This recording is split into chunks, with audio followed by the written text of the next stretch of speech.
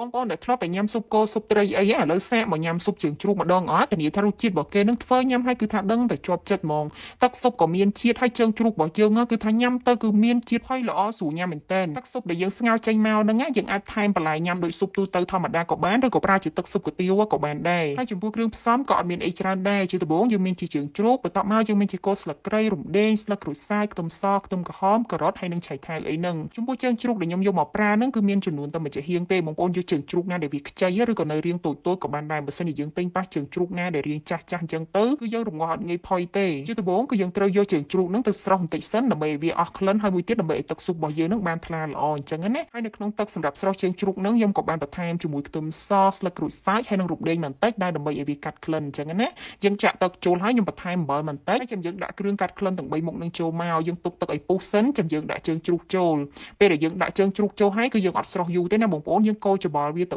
4-5ត្រឡប់និយាយទៅយើងស្រុះប្រហែលជា2នាទីអីហ្នឹងបងប្អូនកូរចុះកូរឡើងយើងស្រង់វាចេញមកណាហើយបន្ទាប់ពីស្រង់ចេញហើយក៏យើងអត់យកវាទៅស្ងោរស៊ុបទៅអញ្ចឹងដែរគឺយើងត្រូវយកវាទៅលាងទឹកបន្ទាប់ពីទឹកទៀតដើម្បីឲ្យវាអស់ជាតិពពុះដែលខ្មៅជាប់ជាមួយនឹងសាច់ហ្នឹងណាពេលដែលយើងលាងចេញមកគឺថាសាច់ហ្នឹងគឺឡើងសស្អាតហ្មងអញ្ចឹងពេលដែលយើងយកទៅស្ងោរទឹកស៊ុបទៅទឹកស៊ុបរបស់យើងហ្នឹងគឺវាបានថ្លាល្អហើយគ្រឿងសម្រាប់យើងស្ងោរនៅក្នុងទឹកស៊ុបហ្នឹងយើងមានជាខ្ទឹមបារាំងរំដេងខ្ទឹមសហើយនិងខ្ទឹមក្រហមខ្ទឹមបារាំងយើងប្រើតែ1មើមទេហើយពុះវាជា2មកចំពោះខ្ទឹមក្រហមប្រើវា5-6កូនដុំតូចៗខ្ទឹមស3-4កំពឹសហើយនិងរំដេងហ្នឹង1ដុំប្រហែលជាប៉ុនកដៃបន្ទាប់មកខ្ញុំយកវាទៅដាក់អាំងចោលសិនហើយគ្រឿងបន្ទាប់ទៀតហ្នឹងយើងមានជាគល់ស្លឹកគ្រៃខ្ញុំប្រើវា2គល់នេះដោយសារខ្ញុំធ្វើតិចអញ្ចឹងណាបើសិនជាបងប្អូនធ្វើច្រើនក៏ដាក់ច្រើនតាមនឹងទៅស្លឹកក្រូចសើចយើងប្រើវា6-7ស្លឹកហើយយើងបេះទំនងកដាវាចេញមកបន្ទាប់មកយីហឺហ្នឹងគឺយើងមានចំនួន2ប្រទេសយើងលាងទឹកវាឲ្យស្អាតហើយកាត់វាជាកង់រាងខ្លីល្មមអញ្ចឹងមកហើយចំពោះការស្ងោរស៊ុបគឺត្រូវតែមានដុំស៊ុបបានវាឆ្ងាញ់អញ្ចឹងណាហើយបន្លែសម្រាប់ខ្ញុំដាក់ក្នុងទឹកស៊ុបហ្នឹងគឺខ្ញុំប្រើតែការ៉ុតហើយនិងឆៃថាវទេបើសិនជាបងប្អូនចង់ថែមល្ហុងក៏បានដែរគ្រាន់តែថាបើយើងដាក់ល្ហុងពេលយើងរងាស់ទៅ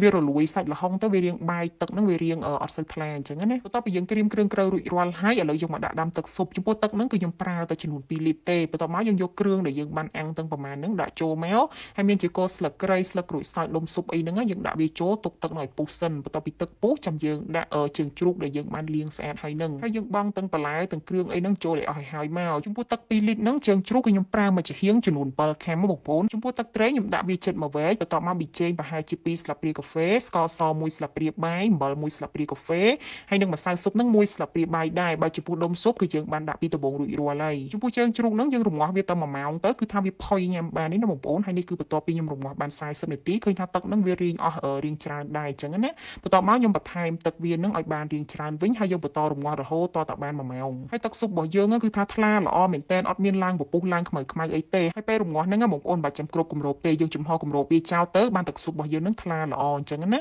បន្ទាប់ពីរយៈពេល1ម៉ោងបងប្អូនអាចភ្លក់មើលហើយថែមថយគ្រឿងបានតាមចំណង់ចំណូលចិត្តទឹកស៊ុបហ្នឹងគឺខ្ញុំញ៉ាំជាមួយនឹងមីស៊ូបងប្អូនអាចញ៉ាំជាមួយមីក៏បានឬក៏ថែមបន្លែញ៉ាំដូចស៊ុបគឺញ៉ាំធម្មតាក៏បានដែរហើយបងប្អូនណាដែលចូលចិត្តប្រហិតណាក៏អាចដាក់ប្រហិតចូលទៅក្នុងទឹកស៊ុបហ្នឹងក៏បានដូចគ្នាហើយសាច់គោនេះគឺខ្ញុំបានស្រុះវាបន្តិចដើម្បីដាក់ញ៉ាំជាមួយនឹងស៊ុបជើងជ្រូករបស់យើងអញ្ចឹងណាហើយទាំងបន្លែទាំងមីស៊ូដែលយើងញ៉ាំជាមួយស៊ុបជើងជ្រូកហ្នឹងគឺយើងស្រុះវាដូចគ្នាបងប្អូនគឺយើងស្រុះទឹកក្តៅធម្មតាហ្នឹងបន្ទាប់មកខ្ញុំច្របាច់ក្រូចឆ្មាចូលបន្តិចដើម្បីឲ្យវាមានរសជាតិកាន់តែឆ្ងាញ់ហើយយើងថែមជីអាណាបន្តិចខ្ទឹមលីងបន្តិចមកជាពិសេសខ្ទឹមជ្រក់ជាមួយនឹងម្ទេសជ្រក់នេះគឺថាញ៉ាំជាមួយទឹកស៊ុបកាទៀវហ្នឹងទៅគឺត្រូវជាតិគ្នាមែនតើហើយខ្ញុំបញ្ជាក់បងប្អូនបន្តិចចំពោះរសជាតិទឹកស៊ុបហ្នឹងគឺយើងអត់យកប្រៃទេណាបងប្អូនគឺយើងយករៀងសាបល្មមទេប៉ុន្តែសាបគឺសាបមានជាតិបងប្អូនហើយចំពោះស៊ុបកាទៀវមួយចានហ្នឹងយើងអាចបន្ថែមជាទឹកម្ទេសឬក៏ញ៉ាំជ្រលក់ជាមួយទឹកសៀងគឺកាន់តែឆ្ងាញ់ថែមទៀតជាពិសេសជើងជ្រូករបស់យើងគឺថាញ៉ាំទៅគឺផុយល្អមានជាតិមែនតើ